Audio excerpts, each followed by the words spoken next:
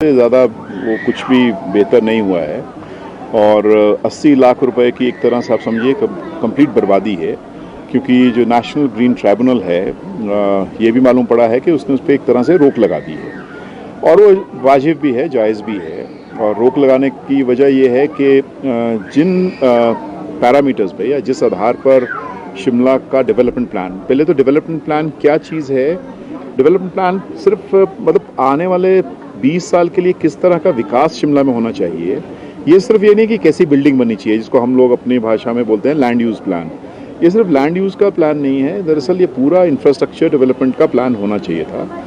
और लेकिन जैसे मैंने कहा कि ये तो खोदा पहाड़ निकला चूहा वाली बात हुई है, क्योंकि ये सिर्फ एक लैंड यूज़ प्लान बना के इसको छोड़ दिया है। जब ये प्लान आया था तभी उस योजना को भी हम लोगों ने तभी से ही इस पर क्रिटिसिज्म भी किया था और ये कहा गया था कि आप सिर्फ क्रिटिसिज्म करते हो, तो हम उससे एक कदम हटकर या एक कदम आगे बढ़कर हम लोग कह रहे हैं आप छोड़िए, हम आपको एक नया योजना बना कर देते हैं और एक ऐसा टूल जिस टूल के माध्यम से आप सारे शहरों की योजना बना सकते हैं फिर।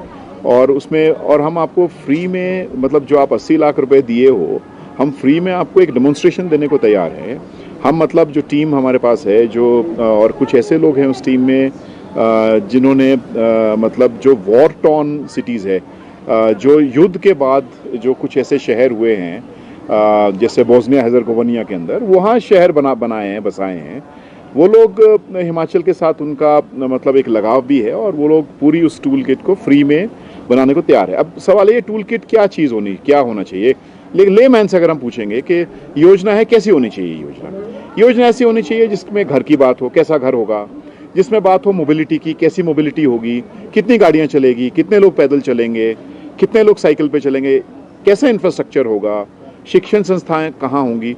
ये जो मौका था, ये मौका पूरा हाथ से निकल गया है और ये पूरा कॉपी पेस्ट मॉडल है जो अभी का मॉडल है। क्योंकि कॉपी पेस्ट मतलब प्लेन में, मान लीजिए चंडीगढ़ का शहर है, चंडीगढ़ में जैसा सेक्टर 15 है वैसे आप सेक्टर 4 बना सकते हो, लेकिन पहाड़ के अंदर आप सेक्टरल प्लान चाहिए आपको, यहाँ एक सा नहीं हो सकता।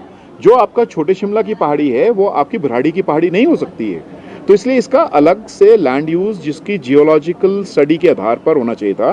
जो जिस जगह पर हम बैठे हैं, हमारे अगर आप इस तरफ देखेंगे, इस तरफ जो स्ट्रेटा होगा या इस तरफ जो लैंड होल्डिंग कैपेसिटी है रॉक की, वो कैपेसिटी हमारे राइट साइड पे नहीं है, जो कि हमारा इंडस मतलब बेसिन है, जो गैंजेटिक बेसिन है उसकी डिफरेंट होगी। तो इसलिए इसका सेक्टोरल प्लान होना चाहिए था, वो कहीं उस पर थोड़ी मेहनत करने की जरूरत है और वो मेहनत नहीं की गई। हमने कहा वो पूरी टूल किट हमारे पास है, हम लोग उसको आप छोड़िए अभी प्लान बनाने के, आप हमें एक डेमोन्स्ट्रेशन तो करने की दीजिए। तो इस बारे में हमने चीफ मिनिस्टर को लिखा था कि, और उनके जो सेक्रेटरी हैं उनको भी लिखा था, लेकिन दुर्भाग्यपूर्ण ये है कि ना तो उनका लगाव है शहर के प्रति और शहरों के भी प्रति, क्योंकि पहाड़ में फॉर्मूला प्लेन का नहीं चल सकता है। जो अंग्रेजी में कहावत है one size doesn't fit all, वो बहुत ही प्रासंगिक है पहाड़ के लिए। और पहाड़ में तो अलग अलग जगह पर भी अलग अलग योजना चाहिए।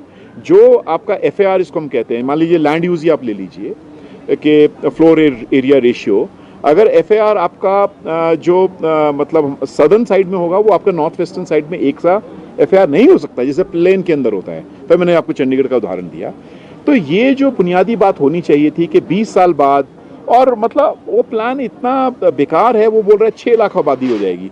इतने तो बच्चे पैदा ही नहीं करते हमारे यहाँ पर लोग, तो कहाँ से आएंगे लोग। 55% फॉरेस्ट है, तो मतलब 6 लाख आबादी आप कैसे समझ लो 2030 तक 6 लाख आबादी हो जाएगी। ये मतलब एक तरह से शेयर वेस्टेज ऑफ मनी है। और हम जब एक विकल्प दे रहे हैं, देने को तैयार हैं, आप सुनिए तो सही हमारी बात को।